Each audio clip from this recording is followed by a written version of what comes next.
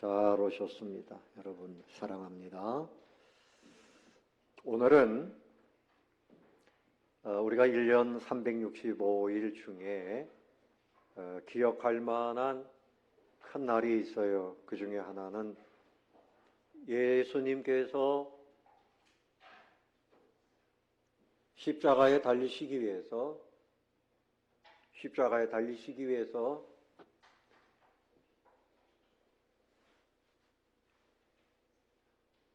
이 사인입니다. 다른 거 아니에요. 예루살렘 성에 입성하신 종려주일입니다. 예수님께서 제자들에게 감람산 벳박에 이르렀을 때 제자들을 보내서 맞은편 마을에 가면 나귀 그리고 나귀 새끼가 있는데 끌고 와라. 왜 끌고 가냐? 그럼 주님이 쓰시겠다. 이렇게 이야기하면 된다. 그런데 이렇게 하신 것은 선지자로 하신 말씀을 이루려 하심이라. 5절에 보니까 그 선지자의 말씀이 기록되어 있습니다. 스가랴 9장 9절의 말씀인데, 시온 딸에게 이르기를 내 왕이 내게 임하나니 그는 겸손하여 나귀 곧 멍에 매는 짐승의 새끼를 탔도다 하라. 나귀 새끼를 타시고 입성하시는데, 그때에 사람들이 겉옷을 펴서 예수님 오시는데 길바닥에 펴니다. 왕이 들어오신다고 환영하는 거죠. 또 종려나무를 그 가지를 꺾어서 흔들고 길에 깔고 이렇게 했습니다. 그래서 종려주일이라고 부릅니다. 오늘부터 한 주간 고난주간이 시작되는 겁니다. 또 예수님이 들어오실 때 수많은 사람들이 소리를 쳤어요. 호산나, 호산나. 우리 찬양대가 오늘 찬양한 것처럼 호산나를 외쳤습니다. 호산나라는 말은 우리를 구원하소서, 우리를 무엇하소서? 구원하소서. 호산나, 호산나. 학자들에 의하면 6월절이 되면 세계 각처에서 6월절을 지키기 위해서 예루살렘 성에 수도 없이 많은 사람들이 모인다 그래요. 뭐 몇만 명, 몇십만 명 이렇게 얘기합니다. 그런데 그때 예수님이 병자들을 고치고 죽은 자도 살리고 예수님에 대한 소문이 무성했습니다. 그 예수님이 나귀 새끼를 타고 이렇게 들어오는데 사람들이 움집해가지고 10절에 보니까 예루살렘에서 성이 소동했다. 막 소동이 일어났단 말이죠. 엄청난 소동이 일어났다. 예수님이 이렇게 예루살렘 성에 어린 나귀 새끼를 타고 그렇게 입성을 하신 이 내용을 살피면서 과연 예수님은 어떤 분이신가? 오늘 말씀의 제목은 나귀 타신 만왕의 왕. 여러분, 보통 왕들은 이런 나귀 새끼 안 탑니다. 가난한 사람들이 탈 것 없으니까 타는 거지요. 왕 정도 되면 멋진 말을 타든지 아니면 멋진 가마를 타고 퍼레이드를 합니다. 그런데 우리 예수님은 이렇게 나귀 새끼를 타셨어요. 제자들이 겉옷을 깔아드리니 그 위에 올라타시고 그리고 성으로 들어가셨습니다. 그렇지만 예수님은 진정한 왕입니다. 첫 번째로 생각할 것은 예수님은 만왕의 왕이십니다. 예수님은 뭐라고요? 만왕의 모든 왕들 중에서 진정한 왕이에요. 예수님이 이제 이렇게 나귀를 타고 들어오시니까 사람들 생각에는 이제 로마로부터 우리를 해방시켜 주시겠구나. 모든 고통과 억압은 다 끝났다. 이제는 행복 시작이다. 새로운 시대가 열린다. 이런 생각을 가지고 호산나를 외쳤던 것입니다. 그런데 여러분, 그들이 며칠 지나면서 예수를 십자가에 못 박으라. 예수를 십자가에 못 박으라. 이런 소리를 지르게 됩니다. 왜 그랬을까요? 로마로부터 정치적으로 군사적으로 해방시켜 줄 줄 알았는데 그렇게 안 하시는 예수님을 원망하면서 십자가에 못 박으라고 외치는 사람들이 그들 가운데 나오게 됩니다. 여러분, 우리 예수님은 하늘과 땅, 모든 인생들, 모든 것을 선하게 다스리시는 진정한 왕이신 것을 믿으시기를 바랍니다. 그래서 예수님께서 소경도 고치셨어요. 나병 환자도 고치셨어요. 중풍 환자도 고치셨어요. 열병 환자도 고치셨어요. 때로는 바람과 바다도 잔잔케 하셨어요. 죽은 사람도 살리셨어요. 우리 예수님은 다스리지 못할 것이 없는 분인 것을 분명히 증명하신 분입니다. 이후로 예수님이 십자가에 달리시지만 무덤 권세를 깨뜨리시고 부활하십니다. 사단 권세, 세상 황제의 권세 다 이기시는 분이 바로 우리 예수님이십니다. 예수님에게는 어떤 것도 대적할 수가 없어요. 예수님은 모든 것의 승리자가 되시고 그뿐만이 아니라 자기 권세로 인생들을 억압하는 분이 아니고 인생들을 자유케 하시고 풍성케 하시고 생명을 주시는 진정한 왕이신 것을 믿으시기를 바랍니다. 그래서 예수님은 하나님 나라를 돌이켜 하셨어요. 하나님 나라의 왕이십니다. 하나님의 나라는 진리의 나라입니다. 하나님의 나라는 거짓이 없습니다. 하나님의 나라는 생명의 나라입니다. 죽음이 없습니다. 하나님의 나라는 평화의 나라입니다. 더 이상 전쟁이 없습니다. 미움도 없어요. 어떤 목사님이 교회에서 설교하실 때마다 물어보셨답니다. 여러분 누구도 한 사람도 미워하지 않는 사람 있으면 손 들어보세요.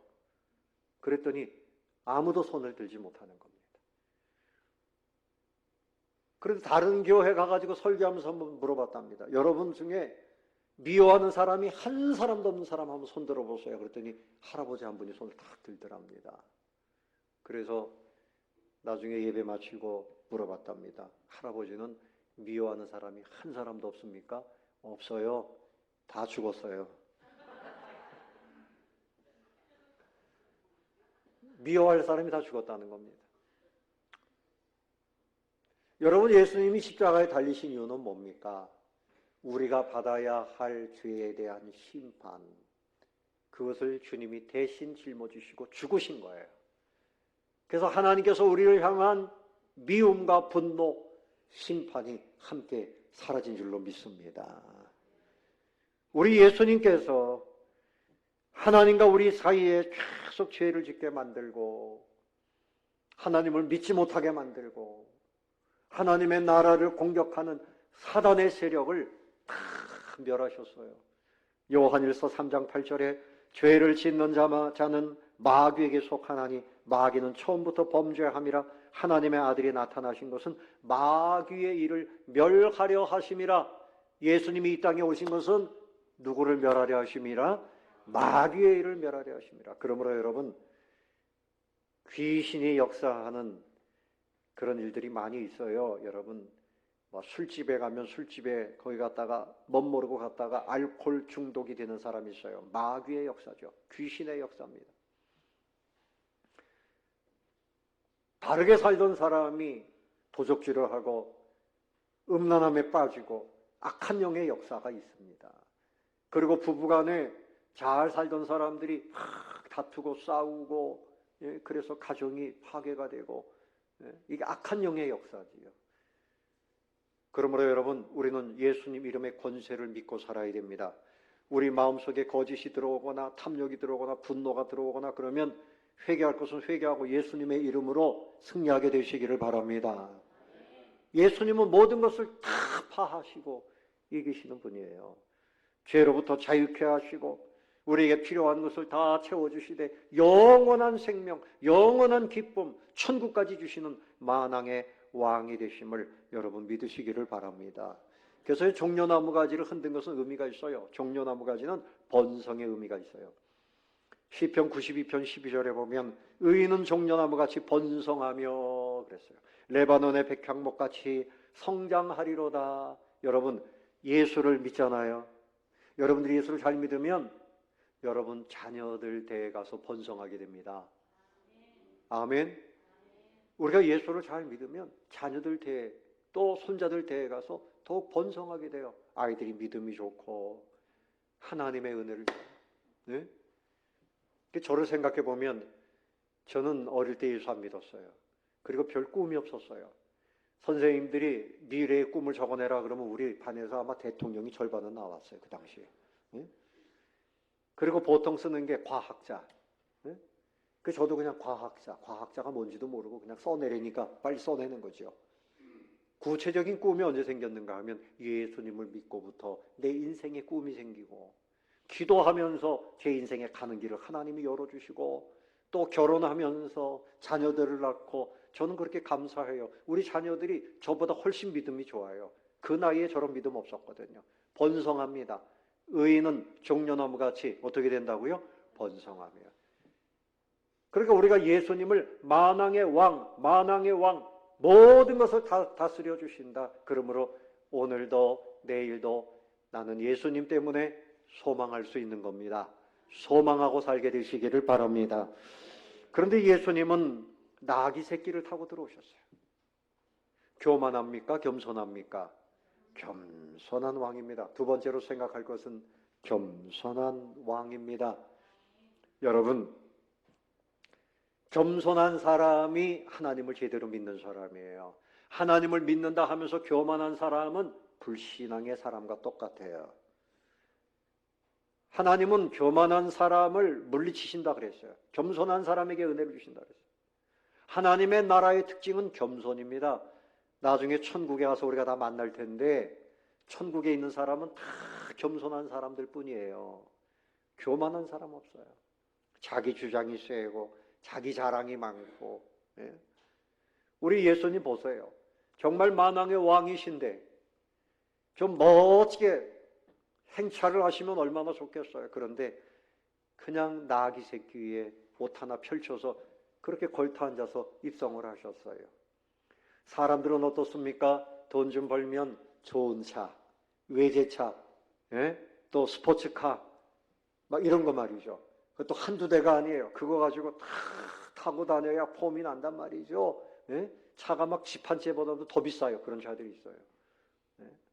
여러분 아세요? 너무너무 비싼 막 몇십억짜리도 있어요. 그런 거 끌고 다니면 내가 세상에서 가장 성공한 사람이라고 자기가 생각하는 거지요. 예? 근데 우리나라 차들이 얼마나 좋아요. 참 좋습니다. 옛날에 임금님이라 그런 차 탔을 리가 없지요. 우리 시대에 다 이 자동차 타고 다니는데 좋은 집에서 살아야 되고 또 좋은 옷을 입어야 되고 백 하나도 명품을 가지고 다녀야 되고 자기를 치장해야만 자기의 존재감이 드러난다고 생각하는 것은 다 의미 없는 것입니다. 우리는 예수님을 생각해야 돼요. 예수님은 가난하게 여러분 비천한 곳에 태어나셨죠. 베들레헴 마구간에 태어나셨어요. 그리고 나사렛 촌에서 아버지 목수일을 도우면서 그렇게 자라나셨어요. 그리고 사역하시면서도 정말 고생 많이 하시고 마지막에는 이렇게 십자가에서 처참하게 돌아가십니다. 그럼에도 불구하고 예수님을 볼 때 예수님만큼 존귀하시고 영광된 분이 없는 것입니다. 아멘.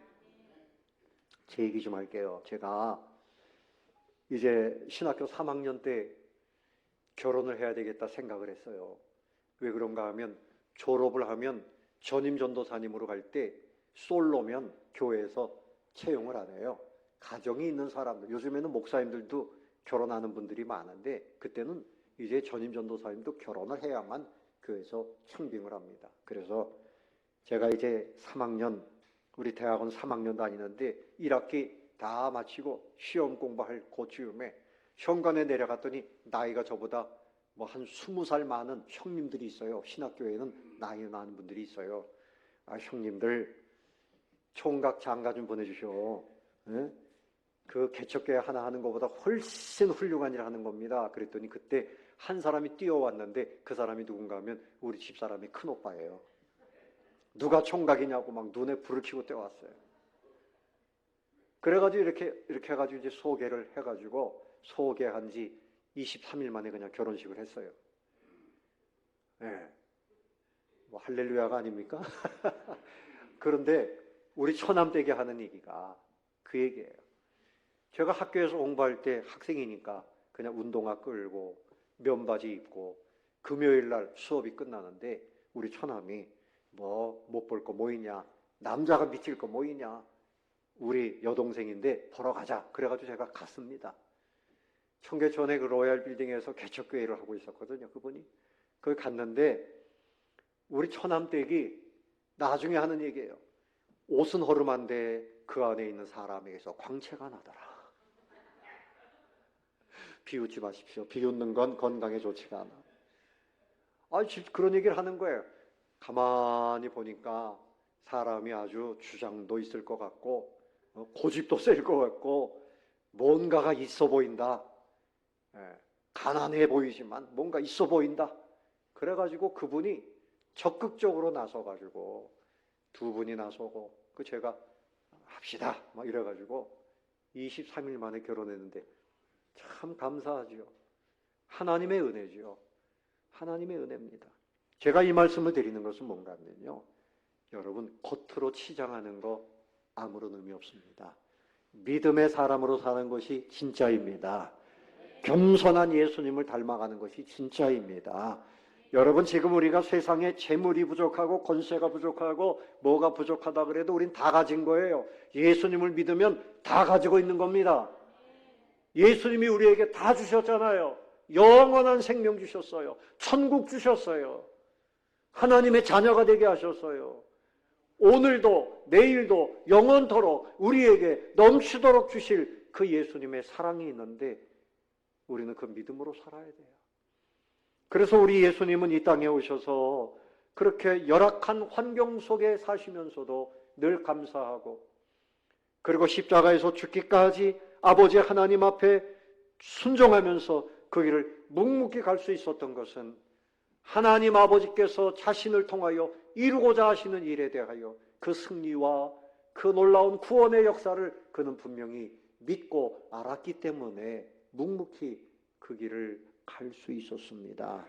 사랑하는 성도 여러분, 그래서 우리 예수님 보세요. 사단에 대해서, 죄악에 대해서 완전히 승리하지요.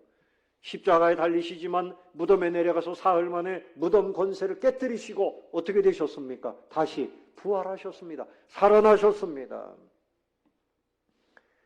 그를 감옥에 그 무덤에 가두었던 그 로마 황제의 권세고 뭐고 다 부서졌어요. 사람들이 거짓말로 예수님을 죄인으로 몰아가고 뭐 다 연합해서 그렇게 했지만 그들의 권세도 다 주님 부활하심으로 다 부서지고 말았어요. 우리 예수님은 아버지 하나님의 그 말씀에 순종하며 그 길을 가면서 겸손한 가운데 영원한 승리자가 되신 것입니다. 사랑하는 성도 여러분, 우리 예수님의 겸손한 모습을 본받게 되시기를 바랍니다. 우리는 주님으로 인해서 사는 것입니다. 하나님의 은혜로 사는 것입니다. 겸손해져야 돼요. 우리 예수님은 부모님의 말씀에도 순종하고 제자들의 발도 씻겨주고, 야 기분 나쁘다, 어머니 아버지 왜 나한테만 이렇게 일을 시켜요? 동생들도 좀 있는데 왜 나한테만 이렇게 하세요? 뭐 이렇게 하신 분이 아니라 정말 겸손하게 모든 면에 순종하고, 거기에 하나님의 승리와 영광이 열매로 나타나게 된 것입니다. 여러분, 겸손하다고 하는 것은 비굴한 게 아니에요. 힘이 없어서 연약해서 어쩔 수 없이 하는 게 아니에요. 겸손한 사람이 가장 성숙한 사람입니다. 겸손한 사람이 위대한 사람입니다. 아멘. 교만한 사람은 쓰레기와 같아요. 하나님 보실 땐 찌꺼기와 같아요. 우리 예수님은 겸손한 자리에서 왕의 권세를 드러내신 겁니다. 마지막으로 생각할 것은 예수님이 이렇게 어린 나귀 새끼를 타고 들어오신 것은 평화를 위해서 들어오신 겁니다. 예수님은 평화의 왕입니다. 따라해 봅시다. 예수님은 평화의 왕입니다. 여러분, 다툼과 고통은 교만이 있는 곳에 나타나요. 우리에게 새 생명, 천국, 진정한 자유를 주시는 예수님은 겸손하시고 그분에게서 평화가 나왔어요. 이사야 35장 5절 이하에 보면 평화로운 시대에 예수님이 오시면 이런 시대가 온다 그랬어요. 그때 맹인의 눈이 밝을 것이며 못 듣는 사람의 귀가 열릴 것이며 그때 저는 자는 사슴같이 뛸 것이며 말 못하는 자의 혀는 노래하리니 이는 광야에서 물이 솟겠고 사막에서 시내가 흐를 것임이라. 예수님이 오셔서 살아나요. 사막이 강이 되고 참으로 하나님이 주신 새 세상이 된단 말이죠. 그때 저는 자는 사슴같이 뛸 것이며 말 못하는 자의 혀는 노래하리니 이는 광야에서 물이 솟는다 그랬어요. 그 다음에 이사야 61장 1절에 보면 주 여호와의 영이 내게 내리셨으니 이는 여호와께서 내게 기름을 부으사 가난한 자에게 아름다운 소식을 전하게 하려 하심이라.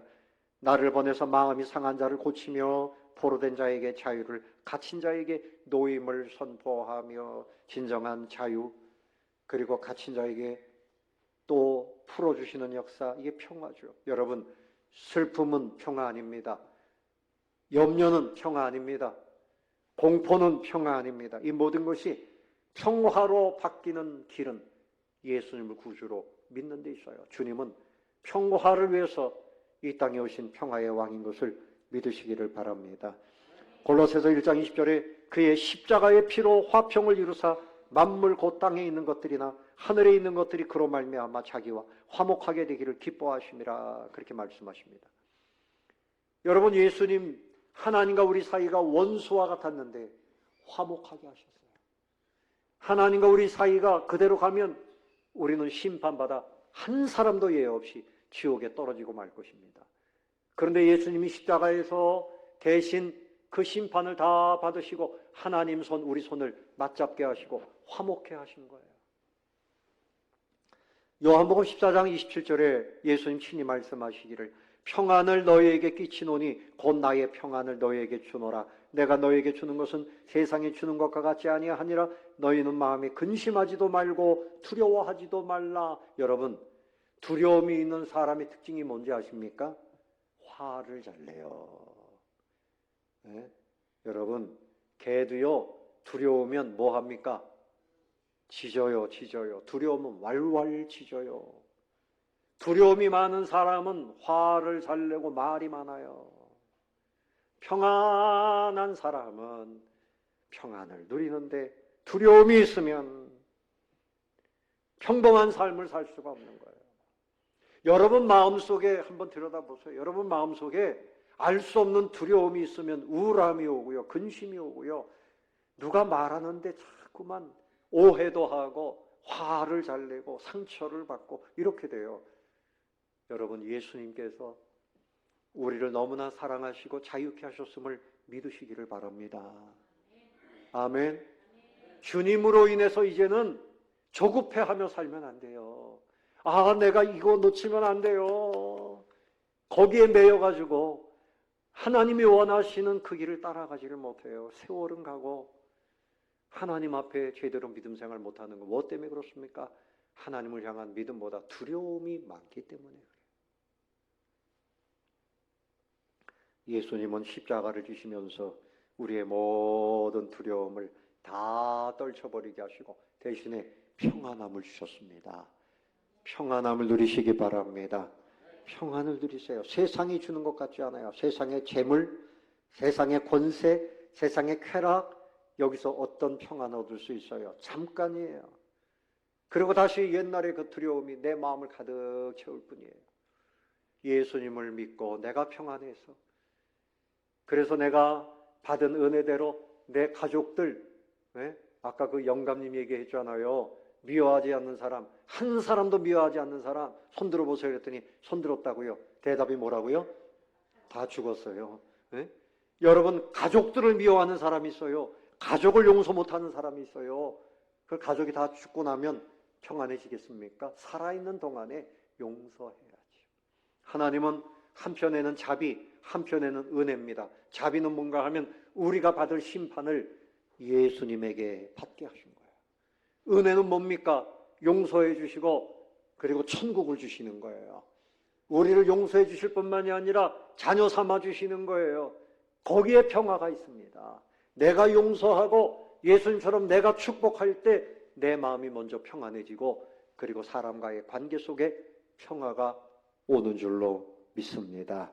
여러분들도 예수님처럼 평화를 나누어주는 인생들이 되시기를 바랍니다. 우리 예수님께서 이제 오늘 십자가에 달리시기 위해서 예루살렘 성에 들어오셨어요. 그리고 십자가에 달리기 전날 유월절 만찬을 나누셨지요. 그때 말씀하셨습니다. 마태복음 26장 26절에 보면 그들이 먹을 때 예수께서 떡을 가지사 축복하시고 떼어 제자들에게 주시면서 이르시되 받아서 먹어라. 이것은 내 뭐라고요? 몸이니라. 이렇게 말씀하셨어요. 또 잔을 가지사 감사 기도하시고 그들에게 주시면서 말하기를 이것을 마시라. 이것은 죄 사함을 얻게 하려고 많은 사람을 위하여 흘리는 바 나의 피, 곧 언약의 피니라. 그렇게 말씀하셨습니다. 예수님은 십자가에서 당신의 살과 피를 다 우리에게 주셨어요.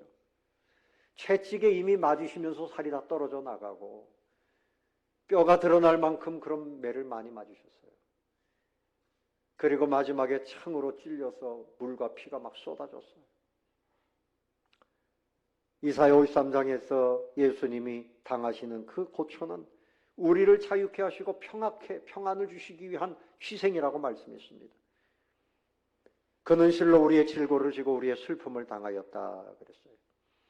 그가 찔림은 우리의 허물 때문이고 그가 상함은 우리의 죄악 때문이고 그가 징계를 받음으로 우리는 평화를 누리고 그가 채찍에 맞음으로 우리는 나음을 받았도다. 우리는 다 양 같아서 그릇 행하여 각기 제 길로 가는데 여호와께서는 우리 모두의 죄악을 어떻게 해요? 그에게 담당시키셨도다. 그가 곤욕을 당하여 괴로울 때에도 그의 입을 열지 아니하였으며 마치 도수장으로 끌려가는 어린 양과 털 깎는 자 앞에서 잠잠한 양같이 그의 입을 열지 아니하였도다. 억울하다. 내가 무슨 죄가 있냐 이놈들아 왜 나를 죄인처럼 끌고 다니느냐 이렇게 말씀하시지 않았어요. 그냥 묵묵히 그 길을 가셨단 말입니다. 왜 그렇습니까? 주님이 십자가에 달리셔야만 우리가 살아나기 때문에 이것이 하나님 아버지의 뜻이기 때문에 묵묵히 그 길을 가신 겁니다. 여러분 우리의 죄를 사할 수 있는 사람은 세상에 아무도 없어요. 석가모니도 죄인입니다. 공자도 죄인입니다. 예수님은 죄 없이 태어나신 구세주이신 것을 믿으시기를 바랍니다. 그렇기 때문에 예수님만이 우리 죄를 사하실 수 있는 분이에요. 주님이 그래서 십자가에 달리신 겁니다. 말씀을 정리하겠습니다. 예수님의 이 사랑은 완전한 사랑이에요. 완전한 사랑. 어떤 사랑? 완전한 사랑. 이런 사랑이 어디에 있겠어요? 그리고 끝없는 희생입니다. 끝없는 희생입니다. 우리 예수님이 이렇게 우리를 사랑해 주시고 희생해 주심으로 인해서 우리가 자유도 누리고 평화도 누리고 천국도 누리고 영생을 누리게 된 것입니다. 여러분 질문하겠습니다. 여러분 앞으로 언제 행복하시겠습니까? 앞으로 지금 연세가 70, 80 뭐 이렇게 됐는데도 아직 좀 남았습니다. 제가 행복하려면 돈 좀 더 벌고요. 좀 더 건강해지고요. 아닙니다. 건강, 재물, 권세 이것이 우리를 평안하게 하는 거 아닙니다. 주님이 우리 죄를 사해 주셨기 때문에 이미 우리에게 와 있는 평안을 누려야 됩니다. 누리시기를 바랍니다. 아멘. 누려야 돼요. 이런 얘기가 있어요. 도해지에 가서 성공한 아들이 어머니에게 편지를 보내는데 어머니는 시골에서 너무 가난했어요. 추웠어요. 집도 고치지 못하고 그렇게 사는데 이 아들이 편지를 보내요. 어머니 평안히 계세요. 저는 잘 지내고 있어요. 그러면서 돈을 안 보내고 이상한 쪽지를 하나씩 거기 넣어서 보내는 거예요. 그게 뭔가 하면 수표예요. 그런데 어머니 이 수표가 뭔지도 모르고 이게 사용을 못하는 거예요. 그래가지고 아이고 이거 저 창호지 문이 뚫어졌는데 거기다 좀 이거나 막아야 되겠다. 그래가지고 거기다 붙여놓는 거예요. 나중에 아들이 와서 보니까 어머니가 옷도 그냥 제대로 못 입고 제대로 못 잡숫고 보니까 보내드린 수표를 문에다가 쫙 붙여놓고 있는 거예요. 무슨 말씀입니까? 하나님이 우리에게 주신 은혜, 이미 우리에게 보내신 평안, 자유, 천국 누리셔야 됩니다. 나중에 누리는 것이 아니라 지금 누리셔야 됩니다. 아멘. 내가 더 돈 좀 번 다음에 하나님과 함께 할게요. 아니에요. 안 돼요. 절대 안 돼요. 제가 예수를 믿을 때 우리 초등학교 동창이 교회를 다니는 것을 알고 하나님이 저를 부르셨어요. 야야, 친구야, 너 교회 다니지? 내가 너희 교회 좀 같이 가자. 그 나가보니까 이 친구는 어머님이 열심히 믿고 그러는데 모태신앙인데 이게 자꾸 도망 다니는 거예요. 주일날. 그래서 그 어머니가 저한테 야, 네가 우리 아들 좀 교회 좀 잘 다니고 다녀라. 그 다음 주부터는 제가 데리러 갑니다. 예배 시간에 저는 앞에 앉아서 예배를 막 설교를 듣는데 이 친구는 막 제 다리를 막 주무르고 꼬집고 막 장난을 치고 하도 보통 장난꾸러기가 아니에요. 그래서 제가 이 말씀 왜 드리는가 하면요. 지금도 보면 신앙이 시원찮아요. 지금도 그래요. 시원찮아요. 세월이 간다고 해결되는 것이 아니고요.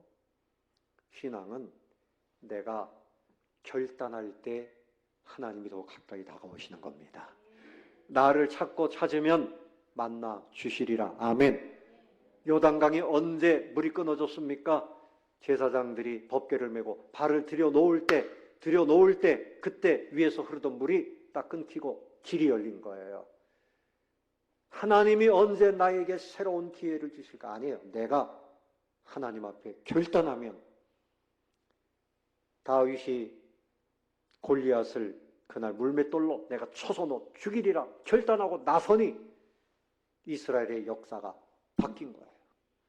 여러분들이 주님 앞에 이제는 겸손하신 예수님 따라서 평화의 왕 예수님 따라서 나도 십자가의 길, 주님과 함께 평화의 길, 생명의 길, 그 길 가리라. 헌신을 시작하면, 예배를 시작하면 하나님 여러분의 삶에 진정한 평화와 생명의 역사를 일으켜 주실 줄로 믿습니다. 현재의 평안을 누리시고 미래와 영원히 누구 때문에?